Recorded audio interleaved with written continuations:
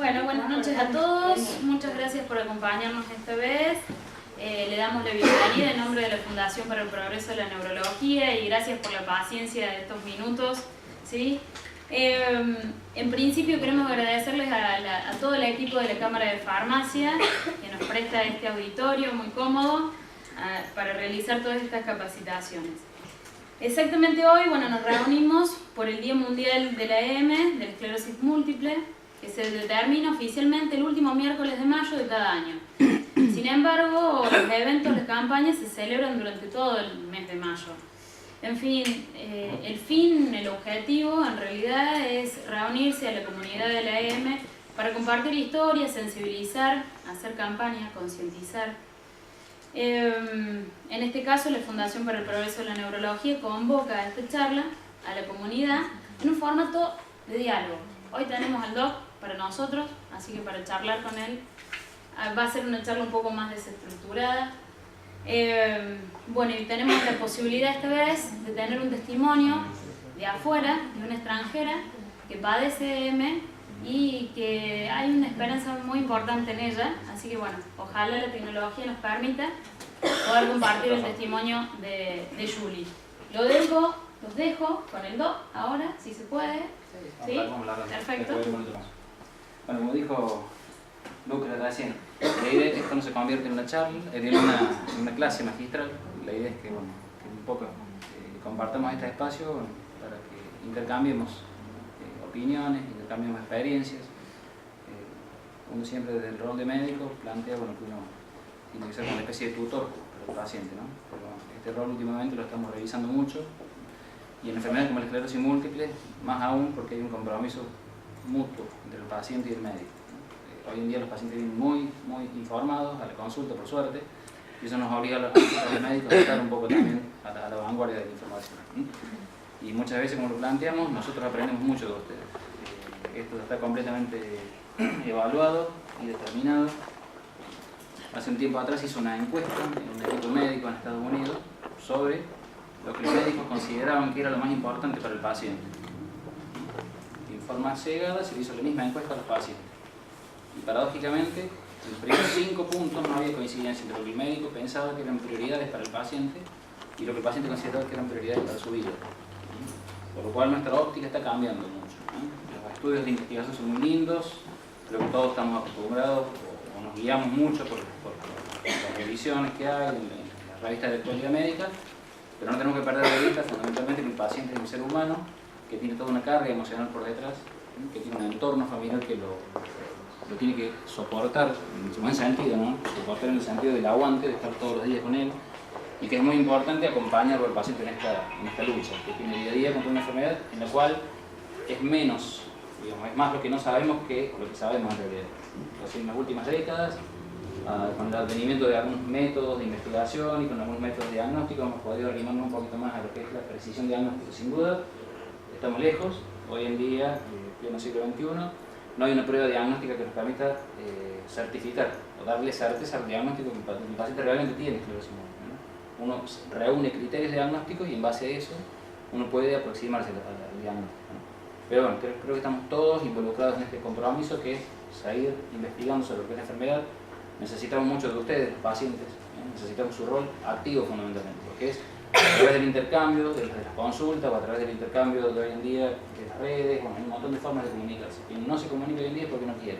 Creo que hemos vencido todas las barreras de lo que es la comunicación. Entonces hoy en día el paciente no solamente con esclerosis múltiple, sino con cualquier patología neurológica tiene que ser un paciente activo. Y nosotros como médicos tenemos que estar preparados para tal fin. Creo que en las últimas décadas, siglos, se ha ido desvirtuando un poco lo que era la relación médico-paciente, en donde se volvió el médico un tecnicista en el cual lo único que hacía era dar órdenes y el paciente respondía. Y esto se está cambiando, por suerte. El paciente cada vez participa más del tratamiento y eso nos va llevando a nosotros a cambiar nuestra postura y a entender que el paciente no es solamente la enfermedad, no es solamente el síntoma, no es solamente la fatiga, no es solamente la neuritis óptica o la mielitis o lo que les ha tocado como debut de su enfermedad o como progresión de la misma, sino que es todo lo que yo les comento, una cuestión emocional que trae y que tiene que ver con el día a día del paciente. Entonces, un poco queríamos dar la charla, queríamos iniciar con un videíto, como lo vamos a pasar un rato. porque nos pareció excelente. Bueno, Jiménez, el señor de Martín, nos puso en contacto hace un tiempo con una persona que me pareció excelente, me pareció una persona con un aura, ¿no? Eugenia es una colega, ella es coach médica, ella trabaja con equipos de médicos en patologías, no neurológicas estrictamente, pero patologías, haciendo una especie de acompañamiento. El coach, si uno traduce la palabra coach, quiere decir técnico. Bueno, el coaching médico es una especie de acompañamiento, de entrenamiento al paciente, ¿no? Ella está trabajando en Londres, en un hospital de mucho prestigio, y ella nos empezó a contar un poco sus experiencias, cómo abordaban ellos la patología crónica, porque involucraban, ellos estaban hablando sobre pacientes oncológicos puntualmente, pero un poco el punto de encuentro que queríamos llegar era a ver cómo podíamos aplicar esto a la neurología. Y surgió, bueno, de tantas charlas que iban y venían, y a través de, bueno, de comunicaciones vía Skype que hacíamos, el testimonio de una colega, de una mexicana, que también trabaja en el abordaje del coach, y que ella padece esclerosis múltiple. Entonces, bueno, quiero que al último, a ver si podemos cerrar un video de Julie, que es una mujer especial, y ya van a escuchar un poco por qué, ¿no? Así que bueno, quiero un poco darles la bienvenida a todos ustedes. Creo que todos deben haber venido con muchísimas preguntas. La idea es que esta charla se vaya con más preguntas, no que se vaya con respuestas, porque creo que de las preguntas que surjan de esta charla, creo que todos tenemos el compromiso y todos nos subimos a este barco que tiene que ver con la esclerosis múltiple. Puse nuevos horizontes, en realidad un poco con trampa también el flyer que ando dando vuelta, el de presentación, que tenía que ver un poco con poner una silla de ruedas, un poco tentando a que surgieran el comentario justamente, ¿no?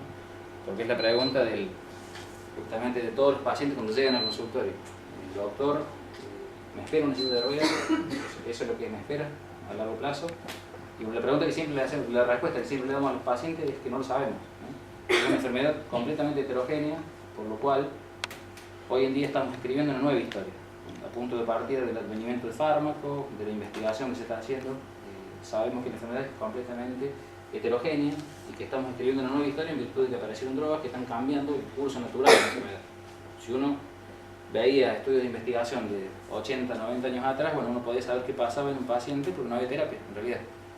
La enfermedad evolucionaba a su libre albedrío un poco. Hoy en día, con la aparición de estos fármacos y con otras estrategias terapéuticas de las cuales vamos a hablar un poquito, estamos viendo que esta historia está cambiando un poco, que ya no es lo que consideramos antes, que los pacientes pueden llevar una vida completamente normal y que la limitación en cuanto a sobrevida del paciente, o sea, las expectativas de vida del paciente casi no se reducen en comparación con un paciente sin la enfermedad. O sea, la expectativa de vida es casi la misma que para un paciente sano, o sea, sin enfermedad neurológica. Por lo cual un poco era empezar a vencer algunos mitos que tienen que ver con la enfermedad, con la discapacidad. Creo que muchos de ustedes, que los conozco desde hace mucho tiempo, dan pruebas fehacientes de que se puede llevar una vida completamente normal. Con algunos cuidados, con algunos recaudos, pero muchos de ustedes son profesionales, muchos de ustedes son madres, muchos de ustedes son padres, muchos de ustedes son gente que está en la vida, insertas en una sociedad que han llevado adelante su vida con algunas limitaciones en algunos casos, otras no, realmente ninguna o pocas, pero están insertos y están con muchas expectativas. Así que les quiero dar la bienvenida y quiero que empiecen a participar un poquito. Cristian, uno de mis últimos pacientes. Cristian, bueno, él llegó en un brote de su enfermedad. ¿Qué es la esclerosis múltiple? No sé, sí que una enfermedad, pero no me he preguntado. ¿Qué afecta la esclerosis múltiple? Afecta la parte, digamos, el nervio, digamos, afecta la parte del nervio central, digamos. Afecta el movimiento, pérdida de estabilidad. ¿Y por qué hace eso, Gustavo? ¿Por qué hace eso la enfermedad? Por lo que me explicaron los médicos antes que vos, porque tengo muchos años de esclerosis antes de conocerte, una desmineralización, yo siempre digo un pelar los cables y provocar cortocircuito que no permiten transmitir las señales neurológicas de una neurona a la otra y por tanto se corta la comunicación, digamos. Exactamente. Te atacan la mielina, el sistema inmunológico, porque lo toma como un agente extraño, lo desconoce y bueno, lo destruye. Y se pierde la comunicación entre neuronas. Bueno, un poco este es el puntapié de qué es la enfermedad, ¿no? ¿Qué es lo que captaron ustedes desde el consultorio, desde la silla, ¿no? Al frente nuestro? Lo poco o lo mucho que le hemos podido explicar, bueno, algo ha quedado aparentemente. ¿Qué es una enfermedad del sistema nervioso? ¿Qué es una enfermedad que afecta fundamentalmente al sistema nervioso central, el comando, nuestra computadora? Y que, como dice Gustavo, por algunos mecanismos aún no conocidos del todo, esta enfermedad desconoce a nuestra mielina. ¿Por qué pasa esto? Bueno, no se sabe todavía. Hay muchas teorías, ya vamos a hablar un poquito de algunas de las teorías de por qué pasa. Se consideran, bueno, que uno ya llega digamos, con una carga genética de predisposición y factores ambientales, en los cuales, bueno, se postulan virus, se postulan tóxicos ambientales, pesticidas, tóxicos industriales. Hay muchas cosas que todavía no las sabemos y quizás no las sepamos por cuestiones de presión de mercado a lo mejor. Pero bueno, por cuestiones X, en una persona genéticamente predispuesta, nuestro sistema inmunológico reacciona de una forma inadecuada. Y eso lleva, con el paso del tiempo, a un primer ataque que tiene que ver con esta inflamación y destrucción de la mielina. Lo cual, si bien en parte es cierto, hoy en día estamos descubriendo que no solamente se afecta la mielina en estadio inicial, sino que también hay un compromiso del axón, la porción interna del nervio. Y es lo que no se sabía hasta el año 98 aproximadamente, cuando un investigador británico hace una presentación de un trabajo en el cual él veía una transacción axonal. Se había cortado un axón a punto de partir de un fenómeno inflamatorio, una mielitis. Entonces eso abrió todo un panorama de investigación nuevo, porque hasta ese momento se consideraba que era una enfermedad de tipo inflamatorio. Y a partir de allí empezamos a cambiar el concepto. Empezamos a pensar que la enfermedad era inflamatoria, pero era degenerativa también. Se producía un daño progresivo, a veces silencioso, en nuestro cuerpo. Por lo cual nos alentaban desde un primer momento a ser agresivos contra la enfermedad, porque a medida que uno dejaba pasar el tiempo, las posibilidades terapéuticas iban a tener menor éxito. ¿Y qué pasa cuando te hacen el diagnóstico, Sandra, de esclerosis múltiple? ¿Qué pasa cuando te hacen el diagnóstico? ¿Qué sentís vos como paciente cuando te dicen, acá tenés una mochila que es esclerosis múltiple? Miedo, terror, todo. Lloré hasta que empecé a informarme y ahora ya es como que yo me entregué y con lo que leí ayer. ¿Te entregaste o aprendiste a vivir con la enfermedad? Mira, aprendí, la llevo y no es miedo a mis hijos. Pero yo tengo fuerzas y le doy, y sí, 10 años hace eso. Entonces eso es la enfermedad, es la vida real. Uno agarra un estudio, bueno, los estudios son fríos, uno ve 2.000 pacientes, 3.000 pacientes, pero la vida real es esto, es una mamá que tiene hijos y que siguió teniendo hijos. Sí, también a los 40. La enfermedad no la paralizó, si bien le dio un aviso, pero ella siguió su vida, organizó su vida y pudo seguir adelante, pudo reestructurar su vida, rearmar su vida y tuvo otros hijos hermosos. Entonces un poco, Carlos es un luchador. Al revés, a Carlos tengo que poner freno pero no trabaje. Lo tengo que mandar que descanse, Carlos. ¿Yo qué le puedo decir, doctor? Usted me dijo cuando yo estuve en el pico máximo. Ay, Carlos, Llegué casi sin poder ver, sin poder caminar, y hoy estoy como si no tuviera nada. O sea, gracias, bueno, al buen trato de usted, a la medicación suya, y bueno. No, y que es un compromiso mutuo. O sea, ha sido un buen paciente, Carlos, ha cumplido con los controles, ha hecho todo lo que tenía que hacer, siempre estuvo presente, siempre aparecía cuando tenía que aparecer, y cuando no aparecía, bueno, de alguna forma, aunque sea, venía a buscar la receta y aparecía, y lo pescamos y hablábamos. De eso se trata justamente, ¿no? De esta participación mutua que tiene que haber entre el paciente y el médico. Entonces ya tenés la mochila encima. ¿Y qué hacemos, Hernán, con esa mochila? La llevamos. Yo tengo una experiencia que muy bien sabe Sergio. A mí se me perforó el intestino, tuve colostomía y demás, y me olvidé de la enfermedad. En ese momento digo, bueno, acá sobramos con 7 cirugías en 15 días. Y digo, acá la anestesia, pero me la revienta. Digo, tuve 30 días en terapia, con Sergio que me seguía y mensajes y demás. Y esos días la enfermedad en mi cabeza no estuvo, en mi cabeza, digamos. en sentido figurado. Y desde ese punto de vista también creo que tomé conciencia de que Es eso, ¿no? llevarlo y aprender a trabajar. Es que es difícil, pero es una enfermedad más, como decimos, sin duda que tiene su costo, para algunos un poco más alto que para otros, pero bueno, es eso, es llevarlo el día a día.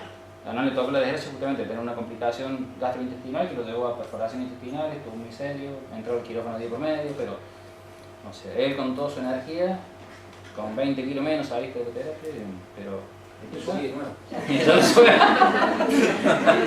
No pudo como ni la perforación, ¿no? Pero bueno. Pero aparte de que, No. si bien no tuvo síntomas evidentes de esclerosis, le ocupó en su cabeza otra patología que era en el momento y que le molestaba en el momento. Y lo otro pasó, porque si bien no tuvo síntomas, pudo seguir su vida, dándole prioridad a lo que le pasaba. Profesional, ¿no? Sí. No, el doctor, lo que uno buscaba enseguida, si no podía mandar el mensaje, yo mandé el borde. Consultarle Sergio. Así, Lo decíamos decimos el acompañamiento. el intercambio. Sí, imposible. La relación médico-paciente ¿Cómo te fue? es fundamental. ¿Cómo te fue en la mayo? Muy bien, muy bien. Es ¿Cómo más, te me dijeron, trataron? ¿para qué viniste acá? ¿Para qué viniste a gastar plata? Porque bueno, el médico cordobés, obviamente nos entendíamos, y me decía que ellos están acostumbrados a que vaya gente con bastón, que no hable, que no vea, que no piense, que no nada. Entonces me veían a mí y me decían, ¿para qué viniste? ¿Para qué te viniste de tan lejos? Bueno, cosas mías. Sí, obvio. Conociste la mayo aquí, lo que yo no pude. Ay, no conoces. Mira ese, vos lo hiciste que yo, Es bello. Es bellísimo. Es bello. Bueno, la Mayo Clinic es uno de los centros de más prestigio en el mundo. Están los mejores médicos, los mejores neurólogos. En el área de neurología, justamente en el área de esclerosis múltiple, están los 4 médicos que más paper producen en las revistas científicas. Entonces, estuvo en un centro de excelencia. Pero lo importante es el rescate que yo hago, digamos, que no es el debería de los Mayo Clinic, es la contención, que yo tampoco perdieron de vista eso, estar al lado del paciente. Ayer hablaba con una señora de un primo, un poco ella había tenido un problema esofágico, cuando me contaba su mala experiencia en algunos centros de alta especialización por el trato frío hacia el paciente, ¿no? Esto de despersonalizar al paciente y etiquetarlo con un rótulo de esclerosis múltiple, acalasia, cáncer de esófago.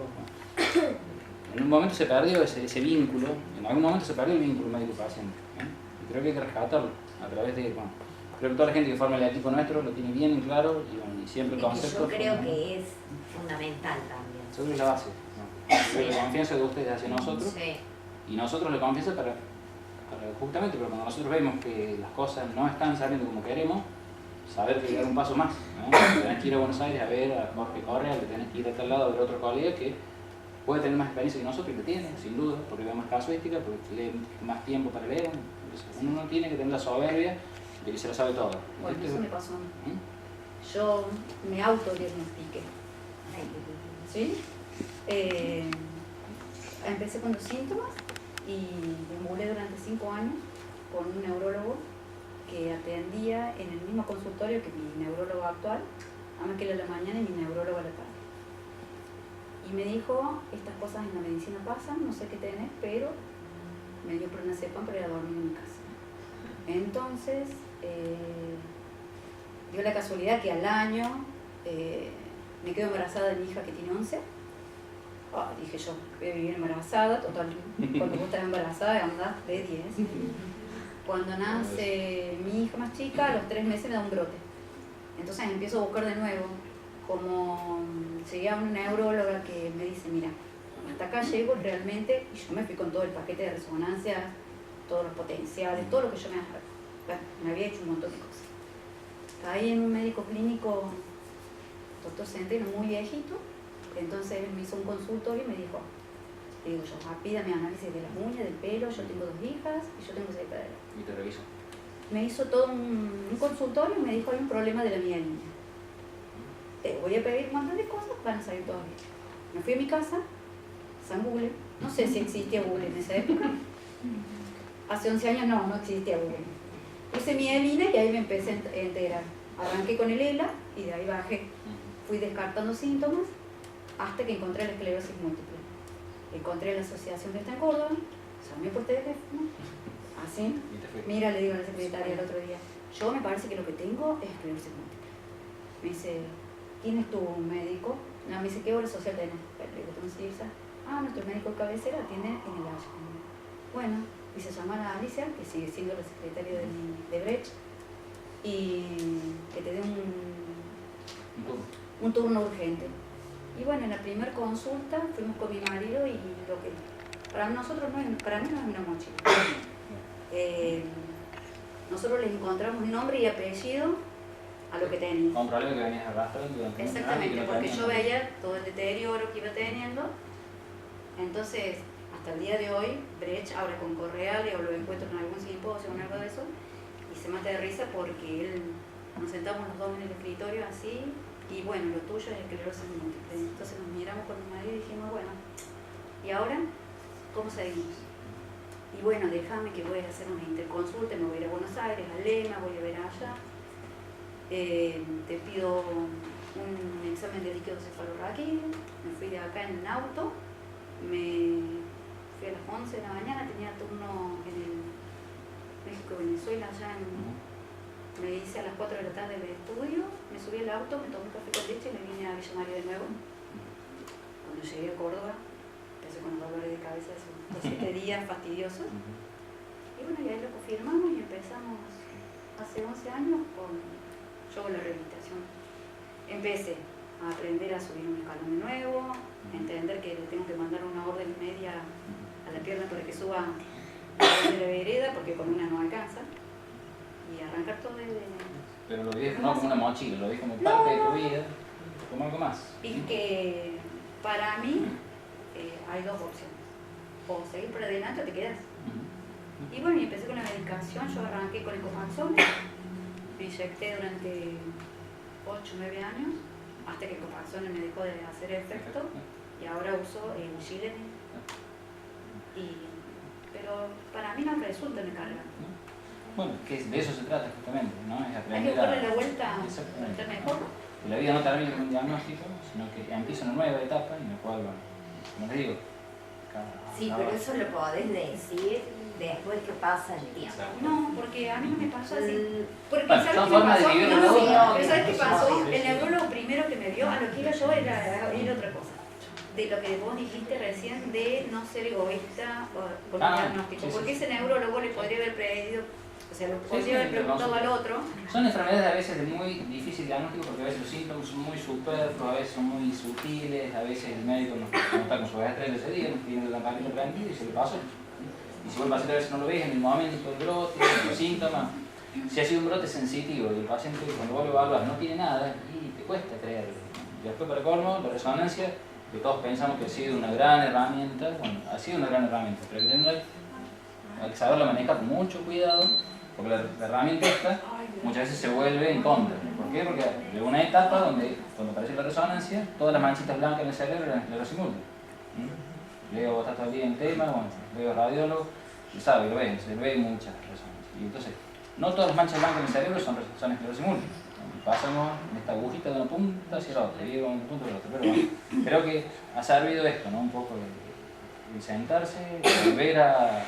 Si hay una patología en donde uno tiene que examinar al paciente los pelos hasta los dedos de la uña, es en esta, porque ahí es donde encontrás pequeñas sutilezas en el examen, ¿no?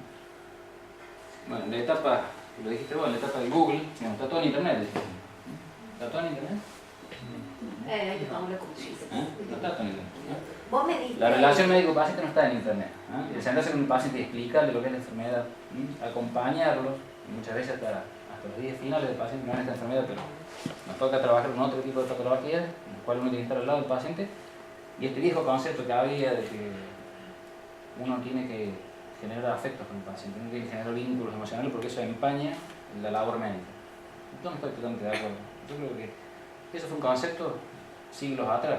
Hoy en día creo que no tiene nada de malo comprometerse emocionalmente con el paciente, involucrarse con el paciente. Estar al lado del paciente en los embarazos, saber el nombre del niño. Vino Eugenia, no está. Pero muchas de nuestras pacientes han sido mamás y han tenido hijos hermosos. Pero es que está bueno que vos puedas hablar con tu médico en una crisis y que tu médico sepa con quién está hablando y por qué. Entonces esa relación que se genera. Un poco esto, ¿no? De que no es la computadora, ese cerebrito no es la computadora, no, el cerebro es un montón de cuestiones emocionales también, no es la fibra, ni la mielina, ni la axón como lo vemos en los trabajos, bueno, es mucho más. Síntomas, creo que todos ustedes ya saben de qué se trata, la enfermedad no vamos a hablar mucho, me parece que las formas de evolución creo que todos también la conocen, la enfermedad tiende a evolucionar en forma de brotes y remisiones, aparecen síntomas, desaparecen síntomas, a veces del todo, a veces dejan una pequeña secuelita, pero con el tiempo la enfermedad tiende a ir evolucionando hacia una progresión. Esto es un poco lo que decíamos con Gustavo. ¿Es solo desmielinizante? Se sabe que no. Hoy en día hay conceptos que nos avalan de que la enfermedad no solamente compromete la mielina, por lo cual tenemos que ser agresivos en la entrada. Y agresivo no me refiero, bueno, a tirarle una bazooka, no. A estar al lado del paciente como... ¿Tu nombre? Fabián. Fabián. Al lado de Fabián nos estuvo Carlos y le dijo, bueno, hasta acá llegó el Copaxone. Ya no estamos con el Copaxone, hay que subir un escalón, hay que escalonar el tratamiento porque si seguimos con el Copaxone lo más probable es que sigas acumulando discapacidad. Entonces eso está al lado del paciente. La enfermedad afecta a la mielina desde un primer momento, ahí vemos el bichito verde ahí comiéndose la mielina, pero también afecta la axón, la parte interna del nervio.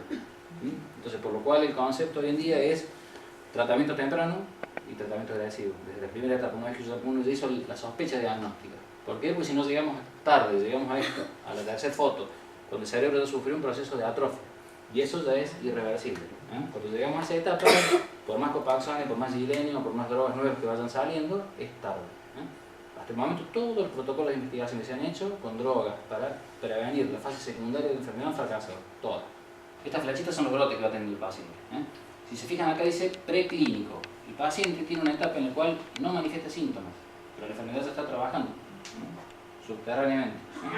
Ya está haciendo su daño a través del daño de la mielina y de la degeneración. Luego viene la fase de la recaída, donde el paciente ya es consciente de los brotes, ya empieza a sentir los brotes, ya empieza a sentir la sintomatología y es cuando acude a nosotros.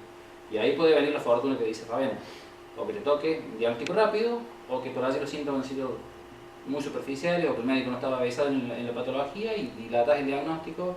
Y como la enfermedad se evoluciona en forma tan heterogénea, pueden pasar 4, 5 o hasta 10 años hasta el próximo brote. Lo que no quiere decir que en esos 10 años la enfermedad no trabajó.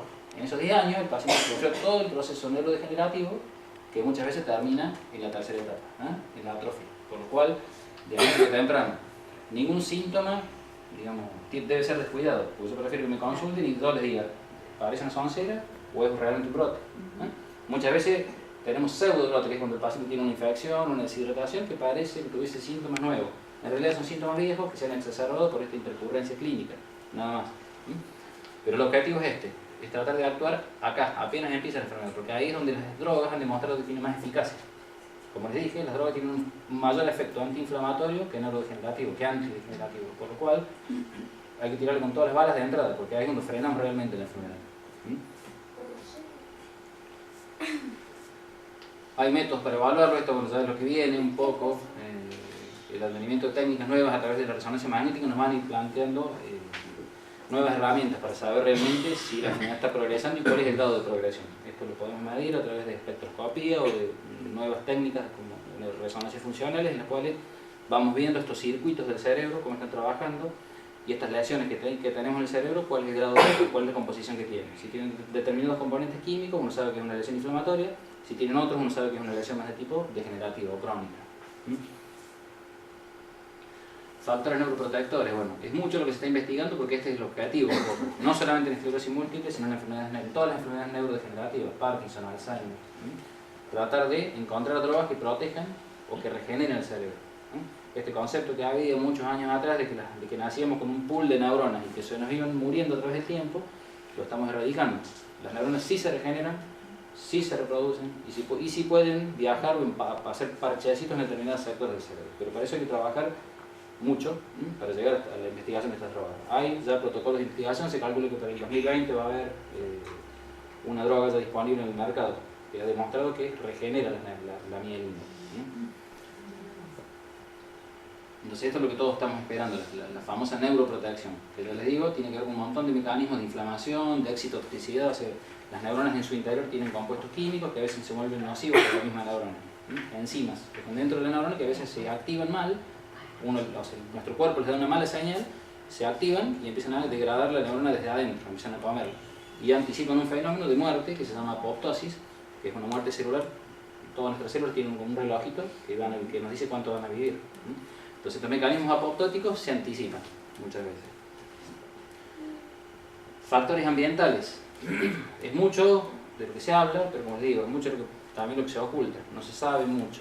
Hay estudios epidemiológicos en algunas ciudades, sí, del mundo donde ha habido una incidencia y prevalencia exagerada de la enfermedad. ¿Por qué pasa esto? Bueno, se cree que tendría que ver con algunos de estos factores ambientales, ¿no? Químicos industriales, como el manganeso, el plomo, el mercurio, que también está paradójicamente en el tabaco como conservante, los pesticidas en el debido del campo, bueno, algunas bebidas alcohólicas también, bueno, y algunos factores de predisposición como puede ser la depresión. La depresión crónica se ha demostrado que genera cambios químicos en nuestro cuerpo y que nos predispone a enfermedades neurodegenerativas o que anticipa etapas en la neurodegeneración, por lo cual nunca dejar de lado los síntomas que el paciente nos comenta. Doctor, no me siento bien, estoy medio angustiado, bueno, hacerle consulta con el psiquiatra a tiempo, derivarlo a tiempo, porque a veces una depresión tratada a tiempo significa que ese paciente va a perder menos cerebro a través del tiempo.